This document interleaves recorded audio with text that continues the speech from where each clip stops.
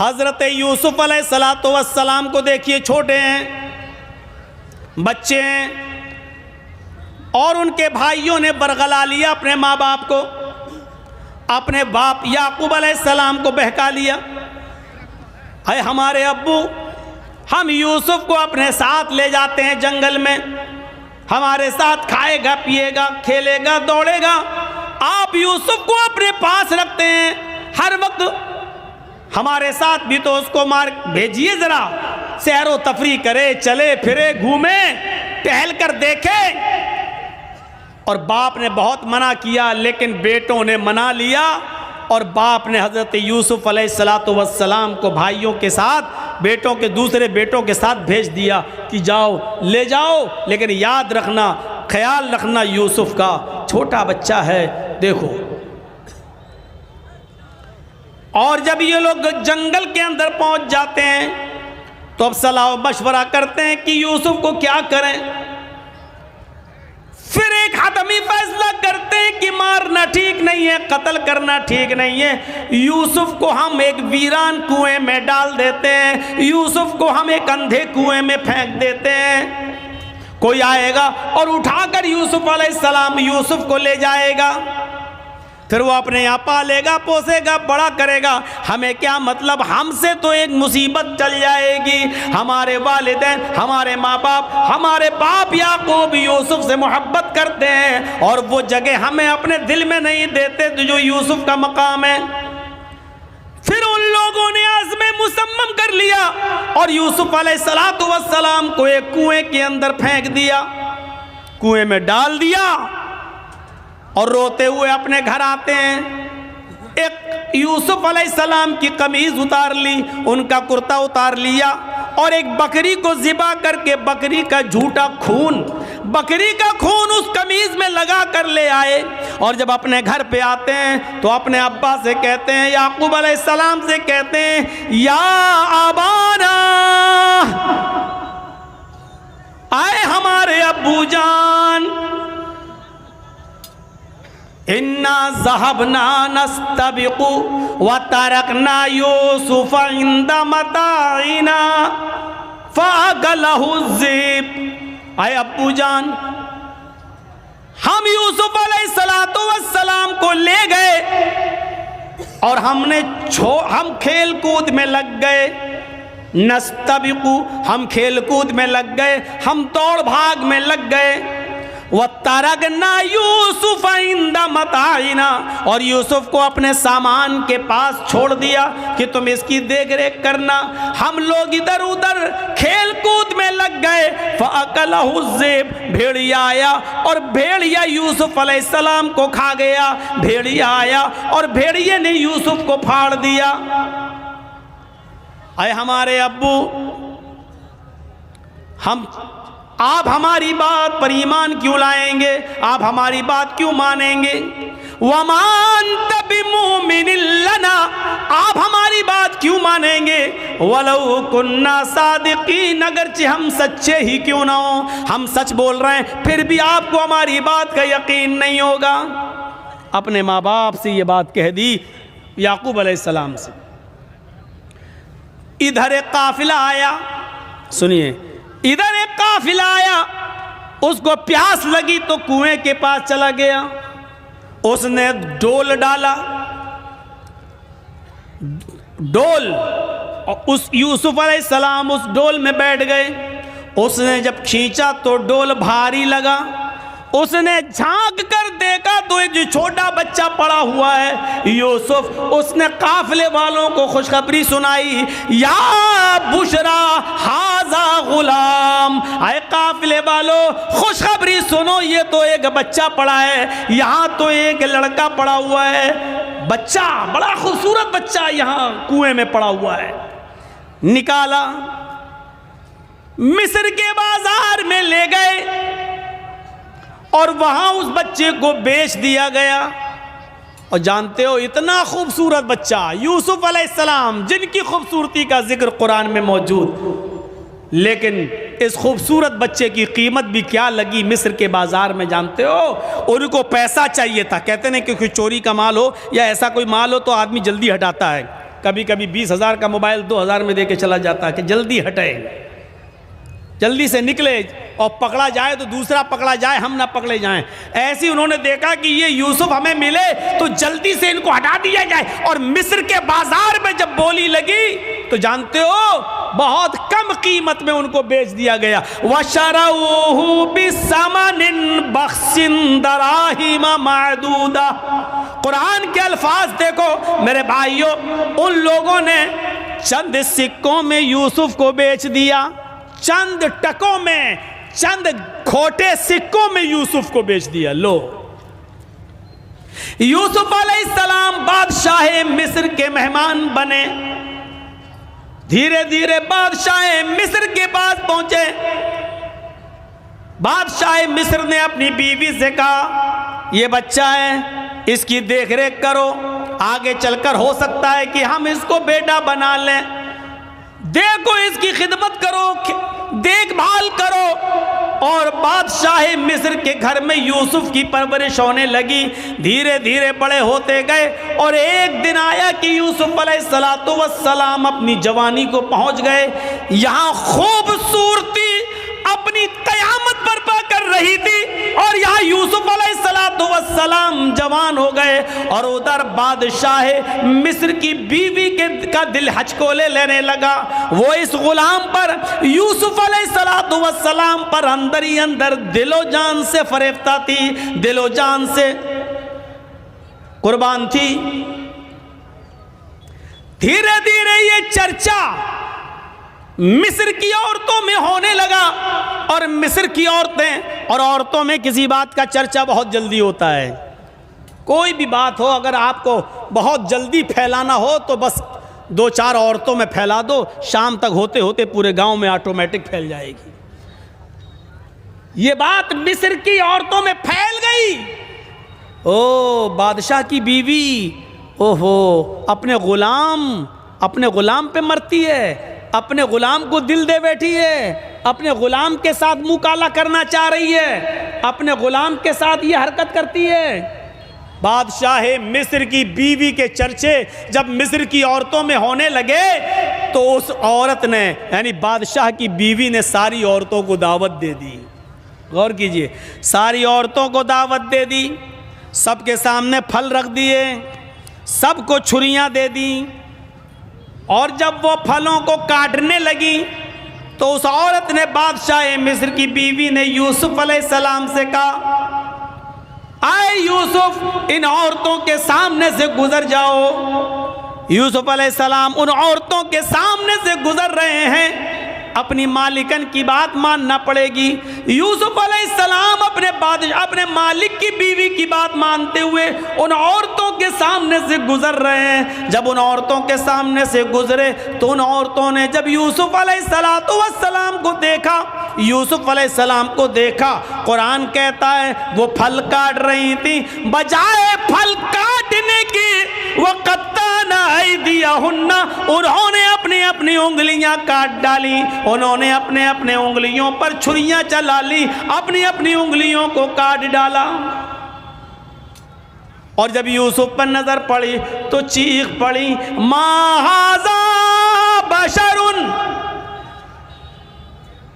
इन हाज़ा इल्ला मलकुन करीम। ये कोई इंसान नहीं है, मा हाज़ा बशर, ये कोई इंसान नहीं है, इन हाज़ा इल्ला मलकुन करीम, नहीं, ये तो एक मुअज़्ज़ज़ और मुकर्रम फरिश्ता नजर आता है, ये कोई इंसान लगता ही नहीं है। देखो कितना खूबसूरत है, कितना हसीन और जमील है, ये कोई इंसान नहीं, ये तो कोई बुजुर्ग फरिश्ता नजर आ रहा है। मतलब समझ रहे हैं? अभी सिर्फ बादशाह की बीवी फरेफ्ता थी यूसुफ पर, अब मिस्र की सारी औरतों ने दिल दे बैठा यूसुफ। हर औरत चाहने लगी कि यूसुफ हमारे हो जाएं, यूसुफ हमारे हो जाएं। एक फितना खड़ा हो गया। अब बादशाह की बीवी ने कहा, देखा, देख लिया तुमने, अब बताओ इसमें मेरी क्या गलती है? इसको मैंने बहुत बहकाया, अपनी तरफ माइल किया, लेकिन ये बचा रहा, लेकिन ये बचा रहा। और फिर यूसुफ के सामने धमकी देती है बादशाह की बीवी, आए और तो आए मिस्र वालियों सुनो, अगर यूसुफ ने मेरी बात नहीं मानी, मेरी ख्वाहिश पूरी नहीं की, मैं इससे जो चीज चाहती हूं, अगर मेरा मतालबा इस बच्चे ने, इस लड़के ने, इस गुलाम ने अगर पूरा नहीं किया तो ये जेल में सड़ेगा या सख्त से सख्त सजा मैं इसको दिलाऊंगी, सख्त से सख्त सजा दिलवाऊंगी या जेल में सड़ेगा। अब यूसुफ अलैहिस्सलाम को जब धमकी मिलती है तो यूसुफ अलैहिस्सलाम के पास दो ही रास्ते थे। एक रास्ता तो ये था मुसीबत का, इस औरत की बात ना माने और जेल में चले जाएं, ये मुसीबत का रास्ता था। मैंने कहा ना, मोमिन के लिए अगर एक तरफ मुसीबत का रास्ता हो और एक तरफ गुनाह का रास्ता हो, मासियत का, तो मोमिन मुसीबत का रास्ता अख्तियार कर लेता है, लेकिन गुनाह का रास्ता अख्तियार नहीं करता। यूसुफ अलैहिस्सलाम के सामने दो रास्ते थे। या बादशाह मिस्र की बीवी ने कहा कि अगर इसने मेरी बात नहीं मानी तो इसको सख्त से सख्त सजा दिलवाऊंगी या जेल के अंदर सड़ेगा। यूसुफ अलैहिस्सलाम के पास दो ही रास्ते थे। एक रास्ता ये था कि बादशाह की बीवी की बात मान लें और जो वो कह रही है उसकी मर्जी को पूरा कर दें। अगर ऐसा कर लेते, बादशाह की बीवी की बात मान लेते, तो पांचों उंगली घी में थी। बादशाह की बीवी उनको बचाती भी, बादशाह की बीवी उनका ख्याल भी रखती, बादशाह की बीवी उनको तन्हाई का मौका भी देती, बादशाह की बीवी उनकी इज्जत और तकरीम भी करती, बादशाह की बीवी उनको अच्छी तरीके से उनकी हिफाजत भी करती, सब कुछ करती और जो वो चाहते वो उनको मिलता रहता। लेकिन ये रास्ता गुनाह का रास्ता था, ये रास्ता मासियत का रास्ता था। अब दूसरा रास्ता यूसुफ अलैहिस्सलाम के सामने ये था कि मैं इस गलत रास्ते पर नहीं चलूंगा। तो वो औरत कह रही है मैं जेल में डलवा दूंगी, मैं सख्त से सख्त सजा दिलवाऊंगी। तो यूसुफ अलैहिस्सलाम ने ये रास्ता पसंद कर लिया और नजरें आसमान पे डाली और फरमाया, इलाहल आलमीन, आए मेरे परवरदिगार, बादशाह मिस्र की बीवी ने ये ठान लिया है कि मैं उसके साथ गलत काम करूं, और वो ये भी कह रही है अगर इसने मेरी बात न मानी तो मैं इसको सजा दिलवाऊंगी और जेल में डलवा दूंगी। रब्बिस सिजनु अहब्बु इलैया मिम्मा यदऊननी इलैहि, आए मेरे परवरदिगार, आए मेरे अल्लाह, आए मेरे रब, मुझे जेल में जाना ज्यादा पसंद है। रब्बिस सिजनु अहब्बु इलैया मिम्मा यदऊननी इलैहि, आए अल्लाह मुझे जेल ज्यादा महबूब है, मुझे जेल में जाना ज्यादा पसंद है बनिस्बत उसके जिस बुरे काम की तरफ ये औरतें मुझे बुला रही हैं और बादशाह मिस्र की बीवी मुझे चाह रही है। इस काम के करने से बेहतर और ज्यादा अच्छा मेरे लिए ये है कि मैं जेल में चला जाऊं। वइल्ला तसरिफ अन्नी कैदहुन्ना अस्बु इलैहिन्ना, ऐ हमारे परवरदिगार, ऐ हमारे रब, अगर तूने मुझे इनकी चालों से न बचाया, ऐ अल्लाह अगर तूने मुझे इनकी चालों से मेरी हिफाजत न की। ये औरत की चालें कितनी खतरनाक होती हैं। आपको अपने घर में प्यार और मोहब्बत के जाल में फंसा कर बुला भी लेंगी और आपको फंसवा भी देंगी, आपको फंसवा भी देंगी। तो इसीलिए यूसुफ अलैहिस्सलाम क्या कह रहे हैं, व इल्ला तसरिफ अन्नी कैदहुन्ना, ऐ अल्लाह मुझे जेल जाना ज्यादा महबूब है, ज्यादा पसंद है बनिस्बत उसके जिस बुरे काम की तरफ ये मुझे बुला रही हैं। आय अल्लाह अगर तूने मुझे इनकी चालों से महफूज न किया, अगर तूने मुझे इनकी चालों से न बचाया, अस्बु इलैहिन्ना, तो मैं भी इनकी तरफ झुक जाऊंगा, मैं भी इनकी तरफ माइल हो जाऊंगा, मैं भी इनके साथ गलत काम कर बैठूंगा, वाकुम मिनल जाहिलीन, और मैं जाहिलों में नादानों में से हो जाऊंगा। अय अल्लाह मैं जाहिलों और नादानों में से हो जाऊंगा, इसलिए अल्लाह मुझे इनके शर्र फितन से और इनकी चालों से तू मेरी हिफाजत फरमा। इस वाक़े की रोशनी में जो कुरान की आयत से मैंने साबित किया है, क्या पता चलता है मेरे भाइयों कि मोमिन वो होता है कि जिसके सामने एक तरफ मुसीबत का रास्ता हो और एक तरफ गुनाह का रास्ता हो, तो वो मुसीबत को उठाना और परेशानी को मोल लेना ये ज़्यादा बेहतर समझता है, लेकिन गुनाह को अख्तियार नहीं करता है। ये मोमिन की निशानी है। हमारे और आपके पास ये निशानियां हैं। क्या हम मोमिन हैं? क्या हम ऐसा करते हैं? इसलिए याद रखिए मेरे साथियों, हमें हमारी फितरत में जिंदगी होनी चाहिए। हमारी फितरत में जिंदगी होनी चाहिए। अगर फितरत में जिंदगी हो तो एक बात भी लग जाती है, और अगर फितरत में जिंदगी ना हो तो पूरी जिंदगी किसी को दावत व तबलीग करते रहो, समझाते रहो, बताते रहो, चीखते रहो, उसके सामने गला फाड़ते रहो, कोई फर्क नहीं पड़ता। वो आदमी जैसा था वैसा ही रहेगा। शायद आपको मालूम होगा, और मुझे याद नहीं कि मैंने कभी सुनाया है या नहीं सुनाया। एक आदमी बेचारा रिक्शा चलाता था, कड़ी धूप में मेहनत करता था और अपने बच्चों के लिए कुछ कमा कर बेचारा शाम तक मजदूरी करके लाता था, और उसी से घर में गुजर बसर चलती थी।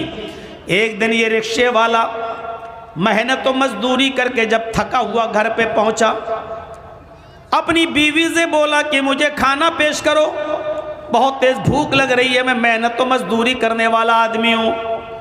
उसकी बीवी ने अरहर की दाल उसके सामने रख दी, जो फ्राई नहीं थी, बगैर बघारी हुई दाल थी, जिसमें तड़का का नहीं लगा हुआ था। ऐसी बिला भिगारी हुई दाल उसके सामने पेश कर दी। इस आदमी ने नाक और मुंह चढ़ाया और कहा कि मेरी बीवी, कम से कम कुछ तो ख्याल करो अपने शौहर का। हमको ऐसी दाल खिला रही हो जो बघारी भी नहीं है तुमने, जिसमें तुमने तड़का भी नहीं लगाया, ऐसी उठाई और लाकर दे दी। मेहनत करता हूं, मजदूरी करता हूं, सुबह से लेके शाम तक रिक्शा खींचता हूं, पैसेंजर्स को बिठाता हूं, मेहनत और मजदूरी का काम करता हूं। मेरी बीवी, अगर अच्छा नहीं खाएंगे तो ताकत कैसे आएगी मेरे अंदर, और तुमने बिला भिगारी हुई दाल हमको दे दी। उसकी बीवी ने कहा कि मेरे प्यारे शौहर, शुक्र अदा करो कि तुम्हें दाल भी मिल रही है, शुक्र अदा करो कि तुम्हें ताज़ा रोटी भी मिल रही है, जो मैंने अभी अभी बनाकर तुम्हारे सामने गरम गरम रोटी दी है। मेरे प्यारे शौहर, तुम्हें अल्लाह का शुक्र अदा करना चाहिए कि तुम्हें ये दाल भी मिली है, अगरचे बिला भिकारी हुई मिली है, लेकिन मिली तो है। तुमने मुहम्मदुर रसूलुल्लाह सल्लल्लाहु अलैहि वसल्लम की जिंदगी नहीं पढ़ी। हजरत आयशा सिद्दीक़ा फरमाती हैं कि माश रसूलुल्लाह सल्लल्लाहु अलैहि वसल्लम तामन कत्तु, कि अल्लाह के रसूल सल्लल्लाहु अलैहि वसल्लम ने अपनी पूरी जिंदगी में कभी पेट भर कर खाना नहीं खाया।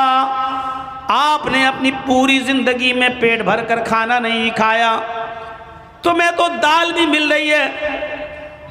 अल्लाह के नबी सल्लल्लाहु अलैहि वसल्लम का हाल तो ये था। हजरत आयशा फरमाती हैं कि हमारे घर में 2-2 महीने ऐसे गुजर जाया करते थे कि चूल्हा नहीं जला करता था। 2-2 महीने हमारे घर में चूल्हा नहीं जला करता था। आए मेरे प्यारे शौहर, अल्लाह का शुक्र अदा करो कि तुम्हें तो दाल भी मिल रही है, वरना हमारे नबी का तो ये हाल था कि 2-2 महीने घर में चूल्हा तक नहीं जलता था।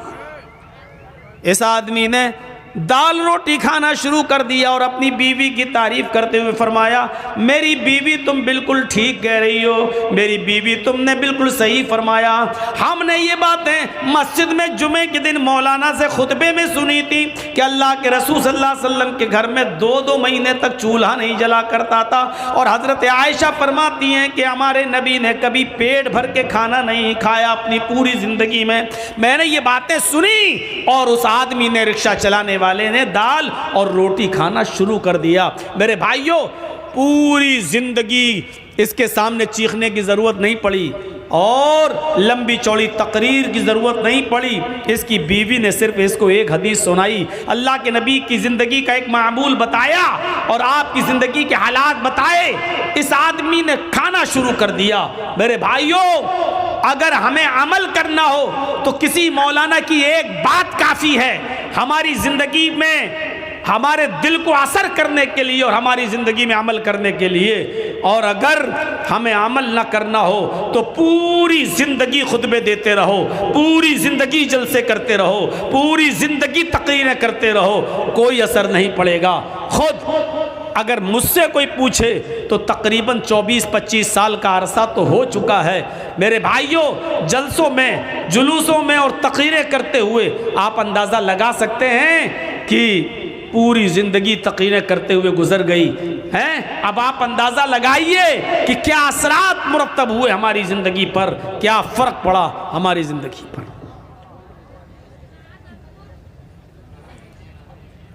अबुल हाकिम हमीदुद्दीन कुरैशी का नाम सुना होगा। अबुल हाकिम हमीदुद्दीन, जिसके बाप का नाम था बहाउद्दीन कुरैशी, कीज और मरवान का हुक्मरां था। कीज और मरवान का हाकिम गुजरा, बादशाह था, हाकिम वक्त था। और 21 साल तक इसने बड़ी शानदार हुकूमत चलाई। अपने बाप बहाउद्दीन के मरने के बाद अबुल हाकिम हमीदुद्दीन को जब हाकिम बनाया गया तो 21 साल तक हुकूमत चलाई। बीचों बीच शहर में, कीज में या मरवान में, इसका एक आलीशान बाग था, गार्डन।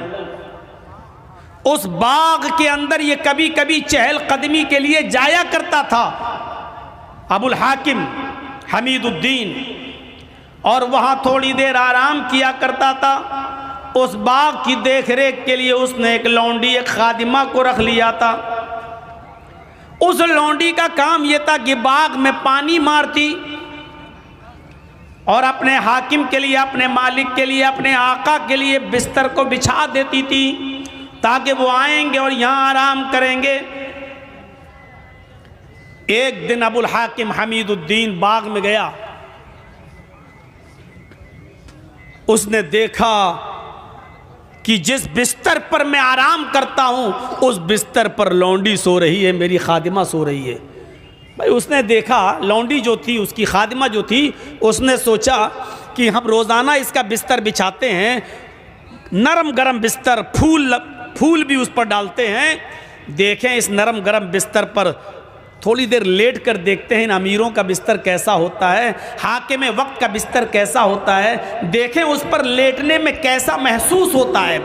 इस अबुल हाकिम ने हमीदुद्दीन के बिस्तर पर ये थोड़ी देर के लिए लेट गई, ये सोचकर कि देखें बिस्तर कैसा होता है। जैसी वो लेटी और उसको नींद आ गई। अबुल हाकिम हमीदुद्दीन के बिस्तर पर जब ये लौंडी लेटती है तो उसको नींद आ गई, और जैसी नींद आई हमीदुद्दीन वहाँ पहुँच जाता है। उसने देखा कि मेरे बिस्तर पर ये लौंडी लेटी हुई है। उसने चाबुक उठाया, उसने कोड़ा निकाला और उसने एक कोड़ा अपनी लौंडी को मार दिया। कोड़ा चमड़े का होता था, लकड़ी में, डंडे में, लाठी में चमड़े का चमड़ा लगा रहता था, और चमड़े का एक कोड़ा बड़ी तेज लगता है। उसने उसकी पीठ पर मारा। उस लौंडी ने उस चमड़े के कोड़े की तकलीफ महसूस की और उड़ जाती है, उड़ती और सीधे अपने कपड़ों को समेटती और सीधे खड़ी हो जाती है और कहती है, सॉरी, मुझे माफ़ कर दीजिए, मैं इस बिस्तर पर सोना नहीं चाहती थी, मैं तो सिर्फ लेट कर देखना चाहती थी कि देखें इस बिस्तर पर कैसा लगता है, जिस बिस्तर पे आप रोज़ाना आराम करते हैं, मैं ये देखना चाहती थी कि इस बिस्तर पर लेटने में कैसा महसूस होता है। मैं जैसे ही लेटी मुझे नींद आ गई, मुझे माफ़ कर दो। अबुल हाकिम ने कहा, हमीदुद्दीन ने, नहीं, सज़ा मिलेगी। तेरी हिम्मत कैसे हुई इस बिस्तर पर लेटने की? अपने आका के, अपने मालिक के बिस्तर पर एक मामूली और 2 कौड़ी की लड़की, तू लेटेगी इस पर? उसने उस लड़की को, उस लौंडी को खड़ा कर दिया। एक कोड़ा तो मार चुका था उसने, एक एक करके 9 कोड़े और मारे। दूसरा कोड़ा मारा, उस लौंडी की खाल छिल गई। तीसरा कोड़ा मारा, खाल और फट गई। चौथा कोड़ा मारा, पूरी चमड़ी लाल पड़ गई। 5वां कोड़ा मारा, खून गिरने लगा। 6ठा और 7वां कोड़ा भी मारा, खून के कतरे अब जमीन के ऊपर गिरने लगे और उस लौंडी के कपड़े लाल होने लगे। लेकिन उस लौंडी ने हिम्मत बांध ली। ये एक एक कोड़ा मारता जाता और वो मुस्कुराती जाती। इसने एक और कोड़ा मारा, वो और तेज मुस्कुराई। इसने एक और कोड़ा मारा तो वो और तेज मुस्कुराई। जब ये 10 कोड़े मार चुका तो कहने लगा, ए लौंडी, मैं तुझे सजा देने के लिए मार रहा हूँ, तुझे तकलीफ देने के लिए तुझ पर चोट कर रहा हूँ और कोड़े पे कोड़ा बरसा रहा हूँ और तू है हंस रही है। क्या बात है, तुझे तकलीफ नहीं हो रही है? उस लौंडी ने जवाब दिया, उस लौंडी ने जवाब दिया कि मुझे तकलीफ तो बहुत हो रही है, हर कोड़े की तकलीफ मुझे हो रही है, हर कोड़े की तकलीफ मुझे हो रही है, लेकिन मैं मुस्कुरा रही हूं। अबुल हाकिम हमीदुद्दीन ने पूछा, तुम क्यों मुस्कुरा रही हो? उसने कहा, मैं इसलिए मुस्कुरा रही हूं कि कुछ सोच रही हूं। हमीदुद्दीन ने पूछा, क्या सोच रही है? मैं तकलीफ देने के लिए मार रहा हूं और तू मुस्कुरा रही है और कह रही है तकलीफ हो रही है, फिर भी मुस्कुरा रही है। कहां? देख, ये खून के कतरे देख, ये जमीन पर टपकने वाला लहू देख, मेरी पीठ जो छिल चुकी है, खाल फट गई देख। तकलीफ नहीं हो रही तो ये सब कैसे हुआ? लेकिन इसके बावजूद मैं कुछ और सोच के हंस रही हूं।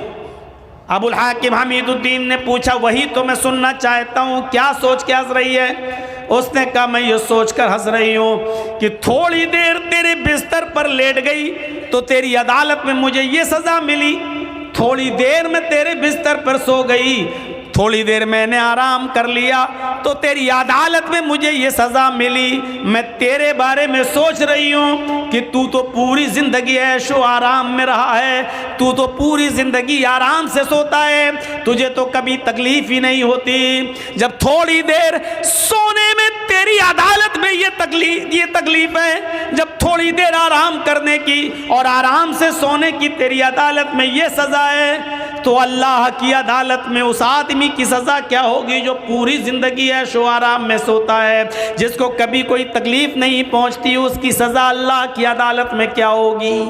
मैं तेरे बारे में सोच रही हूं कि अल्लाह की अदालत में तेरी सजा क्या होगी। हमीदुद्दीन अबुल हाकिम ने वो कोड़ा जमीन पर फेंका, उस लौंडी से कहा, जा, मैंने तुझे आज़ाद कर दिया, जा, आज के बाद तू मेरी गुलामी से, मेरी लौंडियत से निकल गई, मैंने तुझे आज़ाद कर दिया, जा, तुझे जहां जाना हो, आज के बाद तू मेरी लौंडी नहीं। और उसके बाद में हुकूमत छोड़ी, हुक्मरानी को खैराबाद कह दिया, इस्तीफ़ा दे दिया और उलमा की सोहबत में चला गया, बहुत बड़ा दाई बन गया, बहुत बड़ा मुबल्लिग बन गया, लोगों को दावत व तबलीग का फरीज़ा अंजाम देने लगा, लोगों को अल्लाह और उसके रसूल की बातें बताने लगा। और अबुल हाकिम हमीदुद्दीन का इंतकाल जब हुआ तो वो गुमनामी की मौत मरा। आज तक पता नहीं चला कि अबुल हाकिम को, हमीदुद्दीन को दफन कहाँ किया गया। फिर उसने शोहरत छोड़ दी, नाम के लिए जीना छोड़ दिया और दावत व तबलीग का फरीज़ा अंजाम देना शुरू कर दिया और पूरी जिंदगी फिर गुमनामी की जिंदगी जिया। इस पूरे वाक़े को बताने का मकसद मेरा सिर्फ यह है कि कोई लंबी चौड़ी तकरीर नहीं हुई थी, बहुत ज़्यादा इसके सामने बातें नहीं रखी गई थी, सिर्फ उस लौंडी ने इतना कहा था कि अगर थोड़ी देर आराम करने की सज़ा तेरी अदालत में मेरी ये है तो तेरी सज़ा अल्लाह की अदालत में क्या होगी जो पूरी ज़िंदगी ऐशो आराम के साथ रहा। इतनी सी बात अबुल हाकिम को, हमीदुद्दीन को असर कर जाती है और वो नेक बन जाता है, मुत्तकी बन जाता है, परहेजगार बन जाता है और उसने अपनी ज़िंदगी के अंदर एक इनकलाब पैदा कर लिया है और गुमनामी की ज़िंदगी जीता है और कब मरता है पता नहीं चलता। फितरत में जिंदगी हो तो एक जुमला काफी है और फितरत में जिंदगी ना हो तो पूरी जिंदगी चीखते रहो, चिल्लाते रहो। बताया ना कल कल बताया था ना अबू तालिब का वाकया। अल्लाह के रसूल पूरी जिंदगी कहते रहे चचा कलमा पढ़ लो, और आखिरी वक्त भी कहा कुल या अम्मी ला इलाहा इल्लल्लाह फी उज़ुनी, आए मेरे चचा मेरे कान में कह दो ला इलाहा इल्लल्लाह। लेकिन अल्लाह अबू तालिब को कलमा नसीब नहीं हुआ, फितरत में जिंदगी नहीं थी बगैर कलमे के, दुनिया से रुखसत हो गया और जहन्नम का मुस्तहिक हो गया। मेरे प्यारे साथियों तसव्वुर करो, फितरत में जिंदगी हो तो एक जुमला काफी होता है, एक लफ्ज काफी होता है, और पूरी जिंदगी के दिल में बिठाने के लिए और पूरी जिंदगी के अमल करने के लिए। आज हम कहाँ हैं? हमारे पास कहाँ है नेकियां? है कोई मुहासिबा करता अपनी नेकियों का? छोटी से छोटी नेकी को भी हकीर मत समझो, छोटी से छोटी नेकी को भी हकीर मत समझो। कुरान पढ़िए, अल्लाह रब्बुल आलमीन फरमाता है फमन यअमल मिस्काल ज़र्रतिन खैरन यरा वमन यअमल मिस्काल ज़र्रतिन शर्रन यरा। अगर जर्रा बराबर भी नेकी करोगे तो उसको भी तुम अपने रब के नाम अपने नामे आमाल में देख लोगे, जर्रा बराबर भी बुराई करोगे तो उसको भी तुम अपने नामे आमाल में देख लोगे। छोटी से छोटी नेकी को भी हकीर मत समझो, इसमें क्या हो जाएगा। कल मैंने बताया था ना, छोटी से छोटी नेकी, रास्ते से गुजर रहे हैं पत्थर पड़ा हटा दो, कांटा पड़ा हटा दो, ये ना समझो यार ये कोई नेकी है। छोटी से छोटी नेकी को भी हकीर मत समझो। अल्लाह के रसूल एक मरतबा खुतबा दे रहे हैं और औरतों को मुखातब करके कह रहे हैं या माशरन निसा, आए औरतों की जमात, आए मस्तूरात, आए औरतों, तुम अपने घर में, तुम अपने घर के पड़ोस में रहने वाली किसी पड़ोसन को सदका और खैरात करने में कभी हकारत महसूस मत करना। तुम अपने घर के पड़ोस में रहने वाली पड़ोसन को सदका और खैरात करो, अगरचे कुछ भी देने के लिए ना हो तो एक बकरी का खुर ही दे दिया करो। बकरी का खुर ही क्यों ना हो? बकरी का खुर, बकरी जिससे चलती है, ये पैरों का ये निचले वाला हिस्से को खुर कहा जाता है ना। ये अरब के अंदर सबसे घटिया चीज़ मानी जाती थी, सबसे कमतर चीज़ समझी जाती थी। तो अल्लाह के नबी सल्लल्लाहु अलैहि वसल्लम कह रहे हैं कि आए औरतों, अपने पड़ोसन को सदका और खैरात करो, अगरचे बकरी का खुर ही क्यों ना हो। बकरी का खुर भी तुम्हें देना पड़े तो दे दो, सदका और खैरात करो, दो तुम उनको, सदका और खैरात करो। इस नेकी को हकीर मत समझो। आइए और एक और रिवायत की तरफ मैं तुम्हें लेके चलता हूं। बुखारी की रिवायत है, अल्लाह के नबी सल्लल्लाहु अलैहि वसल्लम फरमाते हैं फत्तकुन्नार वलौ बिशिक्की तमरा, वलौ बिशिक्की तमरा पर गौर करो। फत्तकुन्नार, लोगों तुम अपने आप को जहन्नम से बचाओ, अपने आप को जहन्नम से बचाओ, आग से बचाओ, दोज़ख से बचाओ। कैसे बचाओ? वलौ बिशिक्की तमरा, अगरचे तुम्हें खजूर का टुकड़ा ही देना पड़े उसको भी अल्लाह के राह में सदका और खैरात करो। खजूर तो बड़ा हो गया, ये खजूर है, ये खजूर नहीं है तुम्हारे पास, आधा खजूर है या उसका एक टुकड़ा है तुम्हारे पास, चौथाई हिस्सा, 1/4 डेथ, 1/4 खजूर, एक खजूर का भी चौथाई हिस्सा है आपके पास। अल्लाह के नबी कह रहे हैं कि अगर वो भी तुम्हारे घर पे रखा है, फाजिल है, तो वलौ बिशिक्की तमरा, तो वो भी किसी न किसी गरीब को या गरीब के बच्चे को दे दो, खिला दो उसको, अपने आप को जहन्नम से बचाओ। खजूर के टुकड़े की हैसियत क्या है? कोई आदमी खजूर का टुकड़ा देगा? पूरा खजूर दे देगा। अल्लाह के नबी कह रहे हैं खजूर तो छोड़ो, वलौ बिशिक्की तमरा, अगर तुम्हारे पास खजूर का टुकड़ा ही हो तो उसको भी दे दो। यानी इस नेकी को भी हकीर मत समझो। अरे यार क्या है मेरे पास, ये इसका क्या हो जाएगा, एक खजूर का टुकड़ा देंगे तो इसका क्या पेट भर जाएगा बेचारे का, क्या भरेगा? नहीं, अल्लाह के नबी उकसा रहे हैं, उभार रहे हैं, अगर तुम्हारे पास खजूर का टुकड़ा हो तो तुम उसको भी सदका और खैरात करके अपने आप को जहन्नम से बचाओ। फत्तकुन्नार वलौ बिशिक्कि तमरा, अपने आप को दोज़ख से जहन्नम से बचाओ, अगरचे तुम्हारे पास खजूर का टुकड़ा ही क्यों ना हो, सदका और खैरात करने के लिए करो। वो हदीस याद है ना, बुखारी की, हजरत आयशा फरमाती है कि मेरे पास एक मांगने वाली आई, जातनी साइला, मेरे पास मांगने वाली आई, वमाहा सबियान, उसके साथ 2 छोटे छोटे बच्चे थे। मांगने लगी, मेरे पास एक खजूर थी, मैंने वो खजूर लाकर उस औरत को दे दिया। उस खजूर ने उसके 2 टुकड़े कर दिए, एक टुकड़ा इस बच्चे को दे दिया, एक टुकड़ा इस बच्चे को दे दिया, एक टुकड़ा इस बच्चे को दे दिया, एक टुकड़ा इस बच्चे को दे दिया, और अपना खुद नहीं खाया। उन दोनों बच्चों ने आधी आधी खजूर खा ली और चली गई वो औरत अपने बच्चे को लेकर। बच्चों को अल्लाह के नबी सल्लल्लाहु अलैहि वसल्लम जब घर में आए तो हजरत आयशा ने पूरा मंजर बयान फरमाया। तो अल्लाह के नबी सल्लल्लाहु अलैहि वसल्लम ने फरमाया, वजबत अलैहिल जन्ना, आयशा जो औरत अपने बच्चों के खाने पीने की आजमाइश में मुब्तला कर दी गई, जो अपने बच्चों की परवरिश में आजमाई गई और उस आजमाइश में पूरी उतरती है, उस औरत के ऊपर जन्नत वाजिब है। यानी उस औरत ने खुद भूखा रहकर अपने बच्चों को आधी आधी खजूर दे दी, अपने बच्चों को टुकड़े दे दिए खजूर के, खुद भूखी रह गई, अल्लाह ताला ने उस औरत पर जन्नत वाजिब कर दी। यानी उस औरत के ऊपर जन्नत फ़र्ज हो गई, जन्नत वाजिब हो गई। गौर कीजिए, खजूर का एक खजूर थी, हजरत आयशा ने वही दे दी। अब आप कहोगे एक खजूर में क्या होता है, ना औरत का पेट भरा ना बच्चों का, लेकिन हजरत आयशा ने एक खजूर थी वही दे दी।